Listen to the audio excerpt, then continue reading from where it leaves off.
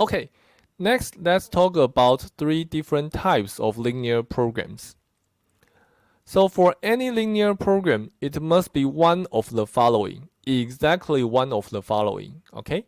It is either infeasible, or unbounded, or finitely optimal.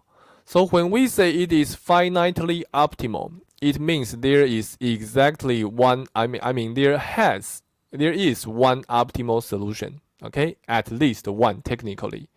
And that optimal solution, of course, gives you a finite objective value. That's why we say it is finitely optimal. So a finitely optimal linear program may have a unique optimal solution or multiple optimal solution.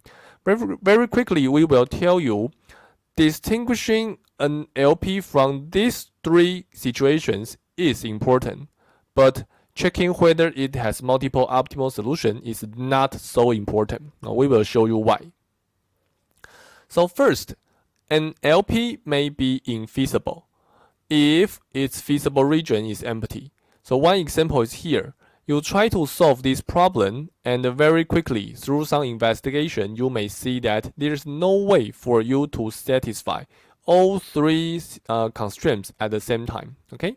For example, if you look at these two constraints, then pretty much this is the only way for you to satisfy the two constraints. But the third constraint also requires you another thing. So it's impossible to satisfy all the things. Your program is infeasible. That's one thing. Another possibility is for your program to be unbounded. Okay? An LP is unbounded if, for any feasible solution, we may find another feasible solution that is even better. If that's the case, then there is no way for you to say there is an optimal solution. So for example, if we are trying to do this thing, we want to maximize x1 plus x2, so we want to move toward the right or toward the top, and all your constraints are bounding your decision variables from below. Okay, so your decision variables, they have lower bounds, but they don't have upper bounds. Then there is always a case for you to improve. If you say 1 million is good, I give you 2 million, 2 million. So this is an unbounded case. There's no optimal solution because you may always improve. There's one thing that is very important, is that an unbounded feasible region does not imply an unbounded linear program. So feasible region is just a feasible region. A program also takes an objective value into consideration. Alright? So let's take a look at this example. The feasible region is still identical to the previous one. Okay? So you have an unbounded, unlimited feasible region. But you are trying to minimize this objective function. So you are moving toward the bottom, toward the left. Very quickly, you hit a boundary. There is a point for you to stop. In that case, there is an optimal solution. We won't say this is an unbounded linear program.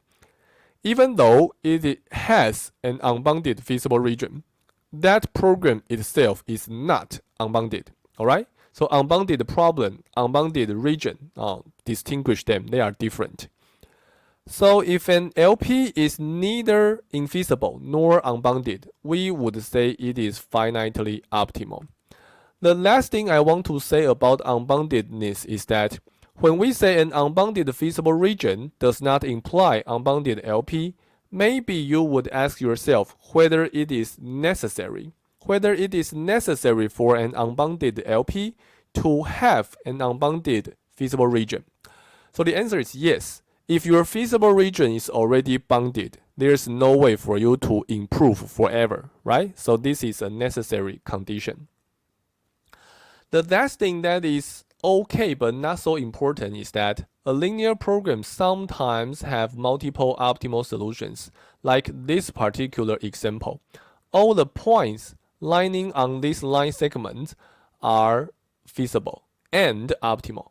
Okay? So if the slope of the isoquant line is identical to that of one constraint, or you say they are parallel, then it is possible to have multiple optimal solutions, but of course, it does not always guarantee for you to have multiple optimal solutions. It's very easy to just draw a few graphs and then you will see why. So it's not the case that when you have parallel things, then you have multiple optimal solutions. The answer is no. So collectively, first, a program is either infeasible or feasible, depending on whether there is any feasible solution. Once you have a feasible program, either it is unbounded or it is finitely optimal. In this case, you actually have at least one optimal solution. Either you have only one or you have multiple. Okay, so that's the structure of all possible cases for a linear program. But I have to mention one thing. It is that when we are trying to solve a linear program or any mathematical program, mathematically or practically, we typically only want one optimal solution. There is typically no need to find all the optimal solutions. Okay? Because in practice, you may only do one thing.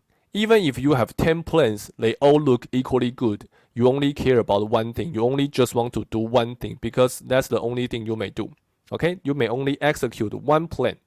So all those algorithms, solvers, whatever, when you input a linear program and asking them to report a solution to you, pretty much they give you just one optimal solution.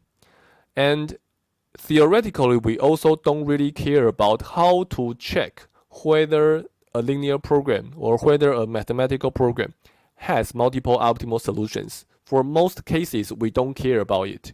So the important thing is still the first three: infeasibility, unboundedness, and finite optimality. Okay? Each linear program belongs to one of these three. So this part is important. Whether there is multiple optimal solution, not so important.